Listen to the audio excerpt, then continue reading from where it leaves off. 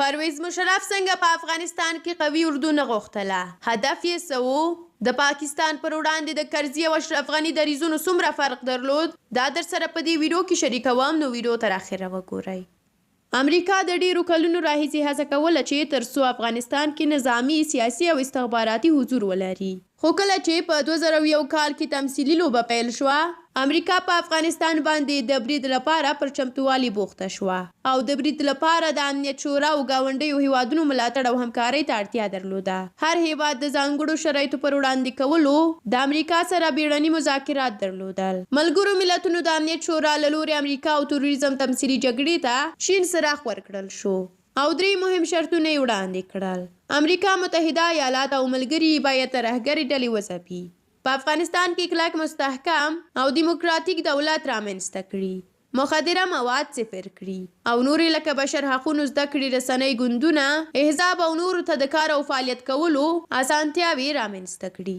د نورو هیوادونو ترڅنګ پاکستان یعنی جنرال مشرف د برټانیې په ملاتړ ډیر زیږه او سخت شرایط وړاندې کړل او امریکا مجبوره وه تر څو ډیرې هغو شرایطو ته غاړه کیږدي او خپلو موخو ته ورسیږي. او په افغانستان کې برټانیا چې د متحده ایالاتو له قوي ملاتړ کوونکي څخه وه، پر مټ وکولی شي د ناټو غښتلي هیوادونه قوي ملاتړ ترلاسه او له ځان سره یې د جګړې ډګر ته بوځي.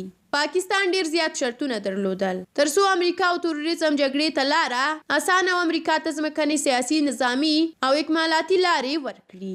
مشرف خپل شرطونه او غوښتنې امریکایي پلاوي ته پر میز کېښودې چې زه یوازې دلته یو څو درته وایم. د بلک واټر په واسطه د پاکستان اټومي بوټیو ساتنه تر څو ترهګرو، اسلام پالو ډلو او هند لاسته ونه لویږي. په افغانستان کې داسې نظام رامنځته کول چې بهرنی او کورنی سیاست باید د اسلام آباد لخوا پر مخ یوړل شي. په ټولو سیاسي او مهمو ټاکنو کې باید د پاکستان رول یا نقش او مشوره وساتل شي. مهم او کلیدي چارواکي باید د پاکستان سره په مشوره وټاکل شي. ولسمشر کرزي به تل د پاکستان د رول او د دوی په مشوره او د نظر په تایید کلیدي چارواکي او والیان ټاکل. د بیلګې په ډول دفاع وزارت یعنی فهیم بسم الله خان حبیبی نصرت، کورنیو چارو وزارت کې تاج محمد سالنگی، عمر داودزی، بسم الله خان، زارار احمد عثماني، قانوني او ملي امنیت، سروری ادیب او امنیت شورا کې زارار احمد عثماني، زلمی رسول سپنتا. برعکس ولسمشر غني و چې پاکستان مشورې پرته یې کلیدي او پاکستاني ضد څیرې لوړو چوکیو ته وټاکل او معرفي کول چې د پاکستان غوسه یې تر پوزو رسولې وه. د غني سره د پاکستان او امریکا رقابتي سیالۍ مهم ټکي همدا وو. داسې یو پوځ باید جوړ شي چې مشران او قومندانان یې ګوندیز ملاتړ ولري.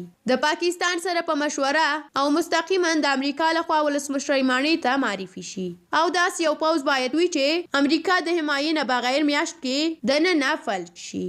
افغاني پوځ قومندو سمبالغ چارې، معاشونه او اړوند چارې باید مستقیما د امریکا د ځواکونو د مشر سره وي. امریکا باید ډیورنډ کرښه په رسمیت او د نړیوال سرحد په توګه وپیژني او د پاکستان او امریکا د ګټو خوندیتوب لپاره باید په سرحدي سیمو کې ځانګړي ملیشې جوړې شي چې قومندو ټریننګ، عملیاتي، اپراتیفي او لوژیستیکي چارې باید په مستقیمه توګه د امریکا د تروریزم ادارې لخوا پر مخ یوړل شي. هغه مهم هدفونه چې ګاونډیو هیوادونو په ځانګړې توګه اسلام آباد ته خطر وي د امریکا ځانګړي ځواکونو په واسطه باید خنثی او له منځه یوړل شي. هغه وسلوالې ډلې چې نورې نړۍ او په ځانګړې توګه امریکا او پاکستان ته خطر نه لري بمبار او هدف ونه ګرځول شي او په عین وخت کې باید مالی ملاتړ هم وشي. د ډیورنډ کرښې باید د دیوال او ترڅنګ یې هغه نظامي تاسیسات چې د پاکستان لخوا په راتلونکي کې په ستراتیژیکو نقطو کې جوړیږي، امریکا یې باید سیاسي، نظامي ملاتړ او مالی حمایه وکړي. د شپې رڼاګانې او برېښنایي ګروپونه یې ښکاره ثبوت دی. افغانستان او هند اړیکې باید د پاکستان د لیدلوري مطابق وټاکل شي. کرزي دغه برخه کې خورا ډیر احتیاط کوه، خو غني بیا له هند سره په ښکاره ډیرې نږدې اړیکې پاللې. افغانستان باید هیڅکله پر پښو ولاړ اقتصاد ونه لري. کرزي دغه برخه کې خورا منفي رول درلود، خو غني بیا په هر قیمت غوښتل چې افغانستان پر پښو ولاړ اقتصاد ولري. د غني د لویو پروژو اصلي خنډ هم کرزي او ډله یې وه. هر کال باید میلیارډونه ډالر چې دقیق ارقام یې سرچینو کې بېلابېل یاد شوي پاکستان پوځ ته د ترهګرۍ په نوم ورکړل شي. ټول هغه پوځي تجهیزات چې امریکا او متحدینو لخوا کباړ کیږي باید پاکستان ته وسپارل شي. د ناتو، امریکا او افغان ځواکونو نظامی ټول تجهیزات باید د پاکستان د کمرکونو له لارې افغانستان ته یوړل شي. او ډېرې نورې کیسې. سرحد دواړو غاړو کې مدرسې او شتون او د پردې تر شا مالي ملاتړ. طالبان او رهبرۍ د دوی فامیلونه باید چیرته میشت او څنګه پوځ ته کنټرول لاندې وي. وزیرستاني عملیات او کډوالۍ، TTP نورې ترهګرې ډلې، چین سره اړیکې، ایران سره شتون، روسیې سره اړیکې، جمهوریت پر وړاندې طالبان او طالبانو پر وړاندې داعش پر پروژو پانګونه.